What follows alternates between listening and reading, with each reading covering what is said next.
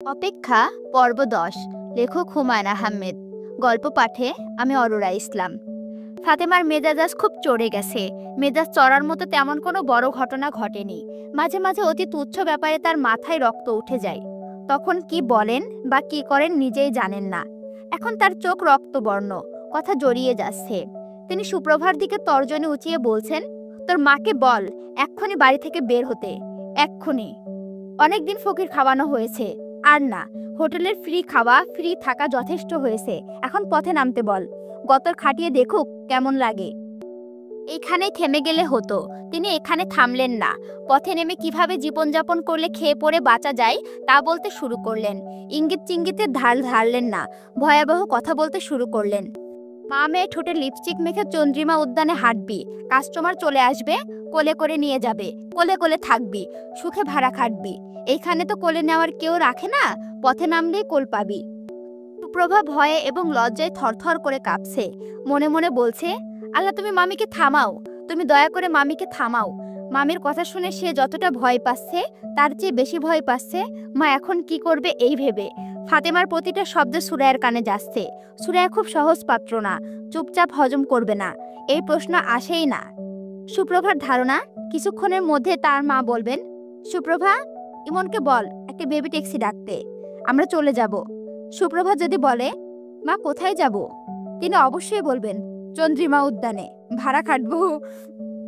এখন বাজে রাত ১০টা, বড় মামাও বাসায় নেই। উপায়টা কি হবে? মিতু আপা আছেন, মার চিৎকার কথাবার্তা তিনি সব শুনছেন, কিন্তু কিছুই বলছেন না। সুপ্রভা দেখল মিতু আপা মগ ভর্তি চা নিয়ে ছাদে উঠে যাচ্ছে। এখন মা যদি সত্যি সত্যি বেবি ট্যাক্সি আনায়, তাহলে কেউ থাকবে না মাকে বুঝিয়ে বলার জন্য। সুপ্রভার চিৎকার করে কাঁদতে ইচ্ছে করছে, কাঁদছে না, ভয়ে। কাঁদলে বড় মামি আরো রেগে যেতে পারেন। যে ঘটনা থেকে এই অগ্নিপাত, সে ঘটনা খুবই সামান্য।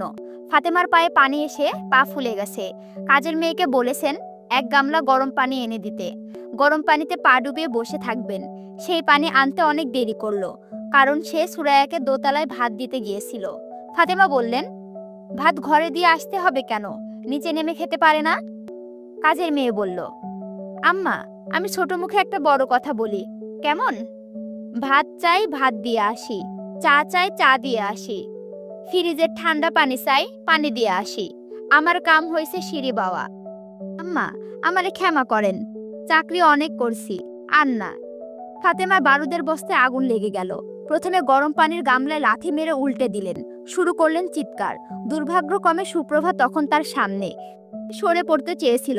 ফাতেমা কঠিন গলায় বললেন, খবরদার মেয়ে, নড়বি না, খবরদার বললাম। ফাতেমা চিৎকার থামার পর সুপ্রভা খুব সাবধানে দোতলায় উঠল, মার ঘরে উকি দিল। মা রাতের খাওয়া শেষ করেছেন, দেওয়ালে হেলান দিয়ে খাটে বসে আছেন। তাকে দেখেই বোঝা যাচ্ছে চিৎকার চেঁচামেচি সবই তার কানে গেছে। তার চোখ মুখ অস্বাভাবিক শান্ত। এই অস্বাভাবিক শান্ত ভাবটাই মারাত্মক। আজ খুবই ভয়ঙ্কর কিছু ঘটবে। সুরাইয়া মেয়ের দিকে তাকিয়ে অত্যন্ত স্বাভাবিক গলায় বললেন, সুপ্রভা, রাতের খাবার খেয়েছিস? সুপ্রভা ভয়ে ভয়ে বলল, হুম। ইমন, ইমন খেয়েছে? হুম। আমাকে একটু পান সুপারি এনে দে তো, পান খেতে ইচ্ছা করছে, চুন আলাদা করে আনবি। আচ্ছা। সুপ্রভা পান আনতে নিচে গেল। মার ব্যাপারটা এখনো কিছু বোঝা যাচ্ছে না। অতি স্বাভাবিক আচরণ করছেন, সেটাই অস্বাভাবিক। সুপ্রভার ভয় লাগছে। মিতু আপাকে ছাদ থেকে ডেকে নিয়ে আসতে ইচ্ছে করছে। মিতু আপা আশেপাশে থাকলেও একটা ভরসা। পিরিচে করে দুটো বানানো পান সুপ্রভা মার জন্য এনেছে। এক পাশে চুন, আরেক পাশে মৌরি, দুটো এলাচ, যেন পিরিচের দিকে তাকালেই মার মনটা ভালো হয়। সুপ্রভা? জি মা। ইমন কি করছে? পড়ছে। ওকে একটু ডাকতো, ওর সঙ্গে কথা আছে। আচ্ছা। তোর বড় মামা কি বাসায় আছে? জি না। ভাইজান কখন ফিরবেন? 11টার মধ্যেই সবসময় ফিরেন। এখন কটা বাজে? 10টা 10। তুই ইমনকে খবর দে। সুপ্রভা ভাইকে ডাকতে গেল। তাকে বলে দিতে হবে যে তার সম্পর্কে মাকে একটা মিথ্যা কথা বলা হয়েছে। সে বলেছে ভাইয়া ভাত খেয়েছে, আসলে তারা দুজনে কেউই খায়নি। ইমন পর্দা সরিয়ে মার ঘরে ঢুকলো, শান্ত গলায় বলল, মা, ডেকেছ? সুরাইয়া বললেন, চেয়ারটায় বস। ইমন বসলো। সুরাইয়া হতভম্ব হয়ে দেখল ইমনের বসার ভঙ্গি অবিকল তার বাবার মতো। শুধু যে বসার ভঙ্গি তাই না, তাকানোর ভঙ্গিও সেই রকম। এই তো ভুরু কুঁচকে আছে, কপালের চামড়ায় সূক্ষ্ম ভাঁজ পড়েছে। এই বয়সে কেমন গম্ভীর গম্ভীর ভাব। গলার স্বরটাও কি তার বাবার মতো? কখনো সেভাবে লক্ষ্য করা হয়নি। একদিন ইমনকে বলতে হবে টেলিফোনে তার সঙ্গে কথা বলতে। টেলিফোনে কথা শুনলে বলতে পারবেন ইমনের গলার স্বর কি তার বাবার মতো নাকি। ইমন, জি। তোর মামি যেসব কথাবার্তা বলেছে শুনেছিলি? হুম। ভুরু কুঁচকে আসিস কেন? ভুরু সোজা করে কথা বল। তোর মামির কথা শুনেছিস? শুনেছি। এরপরেও কি আমাদের এই বাড়িতে থাকা উচিত? হ্যাঁ উচিত। সুরাইয়া বিস্মিত হয়ে বললেন, উচিত কেন? উচিত কারণ আমাদের যাবার কোনো জায়গা নেই। সুরাইয়া তীক্ষ্ণ গলায় বললেন, যাবার জায়গা থাকতেই হবে। রাস্তায় থাকবো, রাস্তায় মানুষ থাকে না। পাগলের মতো কথা বললে তো মা হবে না। পাগলের মতো কথা? কোন কথাটা পাগলের মতো বললাম? বেশিরভাগ কথাই তুমি পাগলের মতো বলো। তোর ধারণা আমি পাগল? ইমন কিছু বলল না, চুপ করে রইল। সুরাইয়া চোখ মুখ লাল করে বললেন, খবরদার, চুপ থাকবে না। তোর ধারণা আমি পাগল? বল আমি পাগল? কিছুটা পাগলামি তোমার মধ্যে আছে। এত বড় কথা তুই বলতে পারলি? পাগল যদি হয়েই থাকি, কেন পাগল হয়েছি তুই জানিস না? কথার জবাব দে, চুপ করে থাকবি না। কথার জবাব দেওয়ার কিছুই নেই। কথার জবাব দেওয়া মানে কথার পিঠে কথা বলা। আমি একটা কথা বলবো, তুমি তার উত্তরে 5টা কথা বলবে। আবার আমি বলবো, লাভ কি? কি মানে? তুই কি সবসময় লাভ লোকসান দেখে চলিস? তুই কি লাভ লোকসানের দোকান খুলেছিস? একজন আমাকে আর আমার মেয়েকে বেশ্যা বলবে, তারপরেও আমি তার বাড়িতে থাকবো? কোন যুক্তিতে থাকবো? যুক্তি একটাই, আমাদের যাবার জায়গা নেই। তাছাড়া মামি রেগে গিয়ে কি বলেছেন সেটা বড় কথা না। রেগে গেলে আমরা সবাই কুৎসিত কথা বলি। মামি যেমন বলেছেন তুমিও বলো। আমি বলি? কখন বলেছি? কি বলেছি? কখন বলেছে কি বলেছে সেসব তো মা আমি লিখে রাখিনি। তবে অনেকবারে অনেক কুৎসিত কথা বলেছো। যখন বলেছো তখন লজ্জায় মরে যেতে ইচ্ছে করেছে। ইচ্ছে করেছে যখন, তখন মরে গেলেই পারতিস। ছাদে উঠে ছাদ থেকে ঝাঁপ দিলেই পারতি। সেটা দিতে সাহস হয় না? মেনি বিড়াল হয়ে থাকতে ভালো লাগে? তুমি কুৎসিত কথা বলা শুরু করেছো মা। কথায় কথায় মা ডাকবি না। তোর মতো ছেলের মুখে থেকে মা ডাক শুনতে চায় না। তোর জ্ঞান বেশি হয়ে গেছে। তুই মহাজ্ঞানী হয়ে যাচ্ছিস। মহাজ্ঞানী পুত্রের আমার দরকার নেই। শোন মহাজ্ঞানী, আমি এই বাড়িতে থাকবো না। কোথায় যাবে? কোথায় যাব সেটাও জানার দরকার নেই। সুপ্রভাকে নিয়ে আমি এখন এই মুহূর্তে বিদেয় হব। তোর মামি যদি আমার পায়েও এসে পড়ে, তারপরেও থাকবো না। ঠিক আছে? অবশ্যই ঠিক আছে। তুই এখন আমার সামনে থেকে যা। দয়া করে একটা বেবি ট্যাক্সি এনে দে। আচ্ছা। ইমন মার ঘর থেকে বের হলো। সুরাইয়া কাঁদতে শুরু করলেন। তিনি শব্দ করে কাঁদছেন। তার হাত পা কাঁপছে। দরজা আড়াল থেকে সুপ্রভা দেখছে, কিন্তু মাকে শান্ত করার জন্য এগিয়ে আসছে না। তার শুধু মনে হচ্ছে পরিস্থিতি নিয়ন্ত্রণের বাইরে চলে যাচ্ছে। সুরাইয়া তীক্ষ্ণ গলায় ডাকলেন, সুপ্রভা, সুপ্রভা। সুপ্রভা জবাব দিল না। সুরাইয়া বিছানা থেকে নামলেন, চটি পায়ে দিলেন, গায়ে একটা চাদর দিলেন। আর তখনই ইমন ঘরে ঢুকে বলল, মা, তোমার বেবি ট্যাক্সি এনেছি। তুমি যদি যেতে চাও যাও, আর যদি যেতে না চাও আমি বেবি ট্যাক্সি বিদায় করে দেব। মা, একটা কথা, তুমি কিন্তু একা যাবে, তোমার সঙ্গে সুপ্রভা যাবে না। সুরাইয়া অবাক হয়ে দেখলেন ইমন কঠিন গলায় কথা বলছে। ওই তো সেই দিন এতটুকু বাচ্চা ছিল, বিছানা ভিজিয়ে সেই ভেজা বিছানায় শুয়ে থাকতো, একটুও কাঁদতো না। ঠান্ডা লেগে জ্বর বাঁধাতো। একবার একটা উড়ন্ত মাছি হাত বাড়িয়ে খপ করে ধরে মুখে পুরে দিল। কিছুতেই আর মুখ খুলে না। অনেক সাধ্য সাধনা করে মুখ খুলানো হলো। কি কাণ্ড! মুখ খুলতে মাছি উড়ে বাইরে চলে গেল। আর মাছির শোকে ইমন সে কি কান্না! সুরাইয়া একাই বেবি ট্যাক্সিতে উঠলেন। সুপ্রভা কাঁদো কাঁদো গলায় বলল, মা, একটা কথা শুনবে? সুরাইয়া তীব্র গলায় বললেন, খবরদার, কোনো কথা না, খবরদার। তিনি বেবি ট্যাক্সিওয়ালাকে বেবি ট্যাক্সি চালাতে বললেন। বেবি ট্যাক্সিওয়ালা বলল, কই যাইবেন? তাই তো, তুমি কোথায় যাবেন? অনেক চেষ্টা করেও তিনি কোনো ঠিকানা মনে করতে পারলেন না। এমন কেউ কি আছে যার কাছে আজ রাতটা কাটানো যায়? থাকার তো কথা। তার দূর সম্পর্কের এক খালা, মিলি খালা, থাকেন যাত্রাবাড়িতে। মিলি খালার সঙ্গে একসময় তার অনেক ভালো যোগাযোগ ছিল। যাত্রাবাড়িতে তার বাসায় সুরাইয়া কয়েকবার গিয়েছে, কিন্তু এখন খুঁজে ঠিকানা বের করতে পারবেন না। কলেজ জীবনে তার কয়েকজন ঘনিষ্ঠ বান্ধবী ছিল, তারা এখন কে কোথায় আছে কেউ কিচ্ছু জানে না। আগে যে বাড়িতে থাকতেন সেই বাড়িতে গেলে কেমন হয়? বাড়িওয়ালার স্ত্রীকে যদি বলেন, আজ রাতটা আমি আপনার বাড়িতে থাকবো, তিনি নিশ্চয়ই তাকে বের করে দেবেন না। আগের বাড়ির ঠিকানা তিনি জানেন। বেবি ট্যাক্সিওয়ালা আবারও বলল, কই যাইবেন? তিনি বললেন, মালিবাগ। ৩০ টাকা ভাড়া পড়ব। ৩০ টাকাই দেব। তার সঙ্গে টাকা আছে, খুব বেশি না, তবে আছে। ৭০০ টাকার মতো আছে। কিছু ভাঙতিও থাকার কথা। আগের বাড়িওয়ালা বাড়িতে না গিয়ে কোনো একটা হোটেলে কি ওঠা যায় না? মাঝারি মানের কোনো হোটেল। খুব কি অস্বাভাবিক হবে? একা মেয়ে দেখে হোটেলওয়ালা কি তাকে ঘর দেবে না? আচ্ছা, বেবি ট্যাক্সিওয়ালাকে যদি বলেন, ভাই শুনুন, আজকের রাতটা আমি আপনার ফ্যামিলির সঙ্গে কাটিয়ে দিতে চাই, সকালবেলা আমি জায়গা খুঁজে নেব, তখন কি হবে? খুব আশ্চর্যের ব্যাপার, দীর্ঘদিন তিনি যে বাড়িতে ছিলেন সে বাড়িতে খুঁজে পেলেন না। গলিতে ঢোকার মুখে মদিনা কাবাব হাউস নামে বলে একটা দোকান ছিল, সেটা নেই। গলিটা অন্যরকম লাগছে। বেবি ট্যাক্সিওয়ালা বলল, খালাম্মা, বাড়ির নম্বর কত?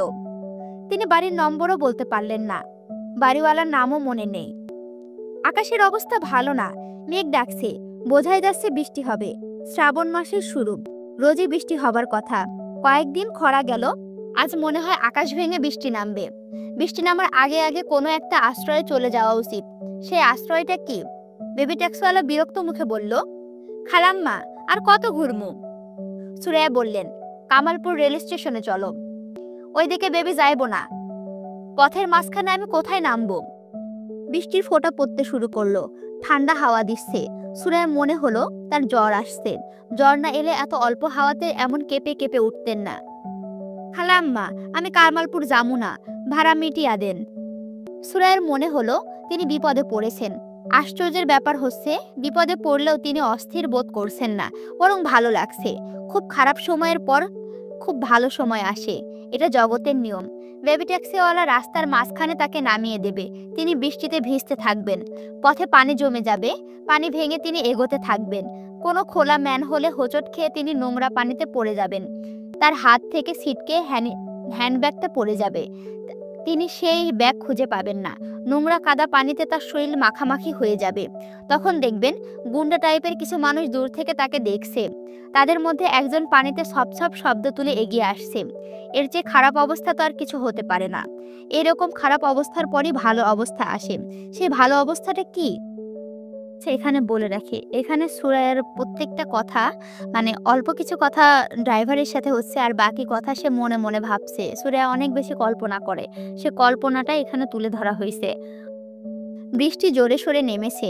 বেবি ট্যাক্সিওয়ালা তাকে নামিয়ে দেননি, বরং বেবি ট্যাক্সি চালিয়ে নিয়ে যাচ্ছেন। মনে হয় কামালপুর রেল স্টেশনের দিকেই নিয়ে যাচ্ছে। তিনি কিছু জিজ্ঞাসা করলেন না, নিয়ে যাক, যেখানে খুশি নিয়ে যাক। বেবি ট্যাক্সি থেকে বৃষ্টি দেখতে তার ভালো লাগছে। শীত ভাবটা যদিও আরো প্রবল হয়েছে। আচ্ছা, আজ রাতে তার জীবনে কোনো বিস্ময়কর ঘটনা ঘটবে না তো? কামালপুর রেল স্টেশনে নেমেই যদি দেখে ইমনের বাবা ট্রেন থেকে নেমেছে, রিক্সা খুঁজছে, ঝড় বৃষ্টির রাত বলে রিক্সা পাচ্ছে না। তাদের বেবি ট্যাক্সি থামতেই দেখে মানুষটা এগিয়ে এলো, তাকে সম্পূর্ণ অগ্রাহ্য করে বেবি ট্যাক্সিওয়ালার সঙ্গে কথা বলছে। ভাড়া যাবে? কোথায় যাবেন? মালিবাগ যাব। মালিবাগের কোনখানে? রেল ক্রসিং পার হয়ে গলিতে ঢুকতে হবে। গলির মোড়ে একটা কাবাবের দোকান আছে, মদিনা কাবাব হাউস নাম। কাবাব হাউস পার হয়ে অল্প একটু গেলেই হবে। তখন পেছন সিট থেকে সুরাইয়া বলবে, তোমার কি বাড়ির নাম্বার মনে আছে? বাড়ির নাম্বার কিংবা বাড়িওয়ালার নাম মনে না থাকলে বাড়ি খুঁজে পাবে না। তখন মানুষটি দারুণ অবাক হয়ে বলবে, আরে সুরাইয়া, তুমি তুমি কোথা থেকে? সুরাইয়া ক্লান্ত ভঙ্গিতে বলবেন, জানি না কোথা থেকে। মানুষটা বলবে, তুমি এরকম কেঁপে কেঁপে উঠছো কেন, জ্বর নাকি? বলে হাত বাড়িয়ে কপাল ছুঁয়ে আঁতকে উঠে বলবে, তোমার তো গায়ে অনেক জ্বর, শাড়িও ভিজিয়ে ফেলেছো। সুরাইয়া বলবে, এই শাড়িটা দেখে দেখো তো তুমি কিছু বলতে পারবে কিনা। কোনো স্মৃতি তোমার কি মনে পড়ে? কিছু মনে পড়ছে না তো? মনে করার চেষ্টা করো। আচ্ছা, আমি তোমাকে সাহায্য করি। তারিখটা হচ্ছে 15ই আগস্ট, তোমার জন্মদিন। কিছুই মনে করতে পারছি না। আরে একটু চিন্তা করো, তোমার জন্মদিনে আমি তোমাকে একটা উপহার দিলাম। তুমি প্যাকেট খুলে দেখলে একটা শাড়ি। তুমি বিস্মিত হয়ে বললে, এটা আমার উপহার? শাড়ি? আমি বললাম, হুম। তুমি অবাক হয়ে তাকালে। তখন আমি বললাম, শাড়িটা তোমাকে দিলেও পরবো আমি, এবং এই শাড়ি পরে সুন্দর হয়ে তোমার সামনে উপস্থিত হব। কাজেই উপহারটা তোমার জন্যই হলো, তাই না? তুমি চেয়ে বললে, হ্যাঁ, অবশ্যই আমার জন্যে। এই শাড়ি আমি বৎসরে শুধু একবারই পরি, তোমার জন্মদিনে। 15ই আগস্ট। আজ 15ই আগস্ট। মজার ব্যাপার কি জানো? আজ যে তোমার জন্মদিন, তোমার ছেলে মেয়েরাও তা জানে না। আজকের মতো দিনে আমি তাদের জন্য বাড়ি থেকে বের হয়ে এসেছি। এসে অবশ্য ভালোই হলো, তোমার সঙ্গে দেখা হয়ে গেল। সুপ্রভা কাঁদছে। তিমন গম্ভীর মুখে বসে আছে, বোনকে সান্ত্বনা দিয়ে কোনো কথা বলছে না। কিছুক্ষণ আগে মিতু এসেছিল, সে কিছুক্ষণ বসে উঠে চলে গেছে। সুপ্রভা কাঁদতে কাঁদতে বলল, ভাইয়া, মা এখন কোথায়? ইমন বলল, আমি কি করে বলবো কোথায়? তোমার দুশ্চিন্তা হচ্ছে না? হচ্ছে। খুঁজতে যাবে না? কোথায় খুঁজবো? সুপ্রভা চোখ মুছছে। ইমন বোনের দিকে তাকিয়ে আছে, তার চোখ মুখ কঠিন। তাকে দেখে মনে হচ্ছে সে খুব রেগে আছে। ভাইয়া, বাইরে খুব ঝড় বৃষ্টি হচ্ছে। বর্ষাকালে ঝড় বৃষ্টি তো হবেই। তোমার একটুও দুশ্চিন্তা লাগছে না? সুপ্রভা শোন, মায়ের পাগলামি যত দিন যাচ্ছে তত বাড়ছে। কেউ মাকে কিছু বলছে না। মাকে বলা উচিত না? সেই বলাটাই বলা হয়েছে। মা আজ একটা ধাক্কার মতো খাবে, এতে তার লাভ হবে। ক্ষতিও তো হতে পারে। হ্যাঁ, ক্ষতিও হতে পারে। এই রিস্ক আমাদের নিতে হবে। মা বাস করছে কল্পনার জগতে। মার জগতের সঙ্গে বাস্তবের কোনো মিল নেই। বাস্তব পৃথিবীটা কেমন তা দেখা উচিত। তুমি টিচারের মতো কথা বলবে না তো ভাইয়া? আমার ভালো লাগছে না। তুমি এরকম শান্ত ভঙ্গিতে কিভাবে বসে আসো আমি সেটাই বুঝতে পারছি না। তুমি সত্যি মাকে খুঁজতে যাবে না? না, আমি বড় মামাকে নিয়ে মার খোঁজে যাব। বড় মামা সকালবেলা চিটাগাং গেছে, আর রাতে ফিরবে না। ও, সুপ্রভা শোন, তুই আমার সামনে বসে কাঁদবি না, দেখতে খারাপ লাগছে। সুপ্রভা উঠে চলে গেল। যে ভঙ্গিতে গেল তাতে মনে হলে এক্ষুনি সে একাই বাড়ি থেকে বের হয়ে যাবে। সে গেল দোতলার বারান্দায়, রেলিং ধরে দাঁড়িয়ে থাকলো। চোখে মুখে বৃষ্টি পড়ছে, বৃষ্টির পানিতে এবং চোখের জল একাকার হয়ে যাচ্ছে। অনেকক্ষণ ধরে টেলিফোন বাজছে। মিতু উঠে গিয়ে রিসিভার হাতে নিয়ে হ্যালো বলতে ওপাশ থেকে টেলিফোন রেখে দিল। কিছুক্ষণ পর আবার টেলিফোন। মিতু রিসিভার হাতে নিয়েই বলল, কে, নবনী? ওপাশ থেকে কিছুক্ষণের জন্য নীরবতা। তারপর নবনী বিস্মিত গলায় বলল, আপনি মিতু আপা, তাই না? কি করে বুঝলেন আমি টেলিফোন করেছি? আমার আইএসপি পাওয়ার আছে, আমি আগে ভাগে অনেক কিছু বুঝতে পারি। জান, আপনি ঠাট্টা করছেন। মোটেই ঠাট্টা করছি না, মাঝে মাঝে আমি পারি। প্রমাণ দেব? দিন তো। এই মুহূর্তে তুমি একটা সাদা ড্রেস পরে আসো। শাড়ি পরেছো না সালোয়ার কামিজ পরেছো তা বলতে পারছি না, তবে সাদা রঙের কোনো পোশাক পরে আসো। হয়েছে? হয়নি? ও আচ্ছা, আমি সবসময় বলতে পারি না, মাঝে মাঝে পারি। বলুন তো, আমি কানে কি রঙের পাথরের দুল পরেছি? বলতে পারছি না। সবুজ পাথরের দুল, পান্নার ইমিটেশন। আমার বড় চাচা অস্ট্রেলিয়ায় থাকেন, ইমিগ্রান্ট। উনি দেশের বাড়িতে বেড়াতে এসেছেন, কারোর জন্য কিছু আনেননি, শুধু আমার জন্য সবুজ পাথরের দুল এনেছেন। প্রথমে আমি ভেবেছিলাম রিয়েল, পরে জানলাম ইমিটেশন। তোমার একটু মন খারাপ হলো? জি, তবে মন খারাপ ভাবটা বেশিক্ষণ থাকেনি। দুলজোড়া যে কি সুন্দর, দেখলে আপনার মাথা ঘুরে যাবে। আচ্ছা, একদিন দেখব। শুনুন, আপনি কি করে বললেন যে আমি সাদা কাপড় পরে আছি? আমি তো বলতে পারিনি। না, পেরেছেন। আমি আসলে মিথ্যে করে বলেছি, পারেননি। আমি সাদা সালোয়ার কামিজ পরেছি। এই সেটটা আমার মা আমাকে কিনে দিয়েছেন। গতবার আমরা দিল্লিতে গিয়েছিলাম, দিল্লি থেকে কেনা। দিল্লিতে একটা আন্ডারগ্রাউন্ড মার্কেট আছে, পালিকা বাজার। মা পছন্দ করে কিনেছেন। আমার দু চক্ষের বিষ। সাদা রং হচ্ছে বিধবার রং, তাই না আপা?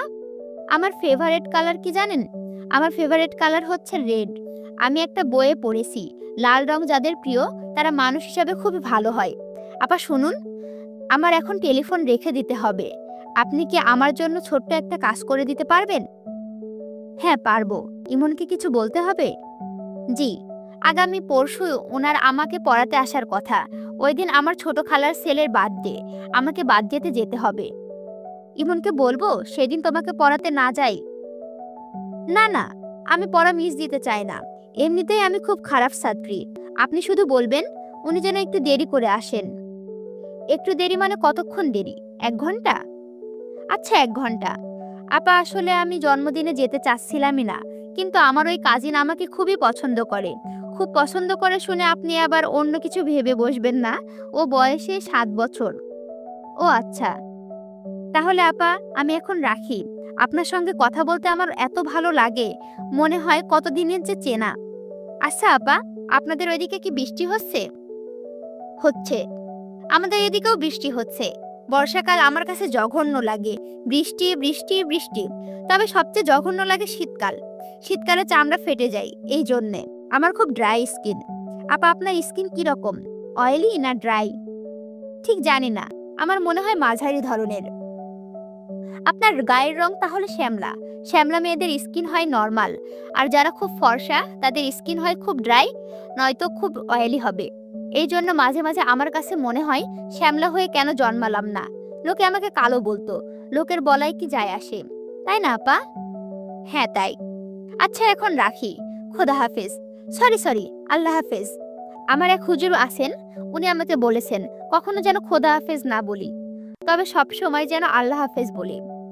দুটোতে একই না? এক না, কি যেন একটা ডিফারেন্স আছে।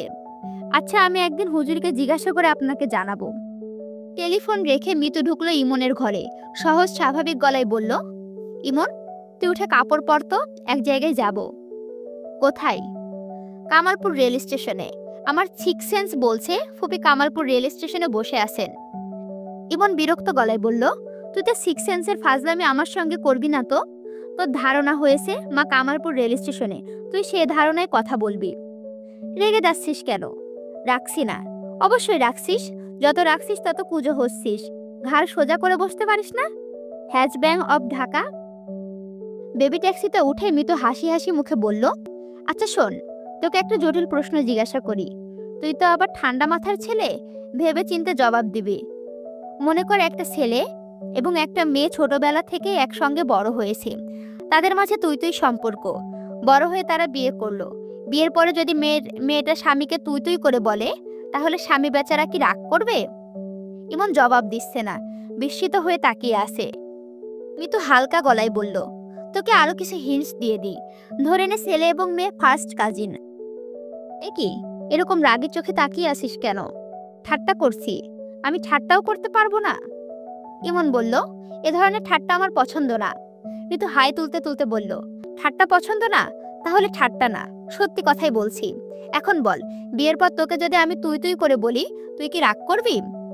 আচ্ছা বাবা যাক, জবাব দিতে হবে না। বিয়ের পর তুমি করেই বলবো।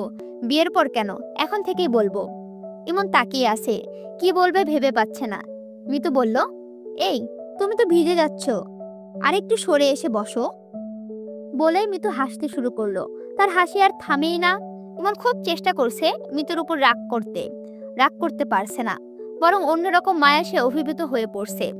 তার কাছে মনে হচ্ছে সে তার একটা জীবন এই বিচিত্র মেয়েটির মুক্তির দিকে তাকিয়ে কাটিয়ে দিতে পারবে।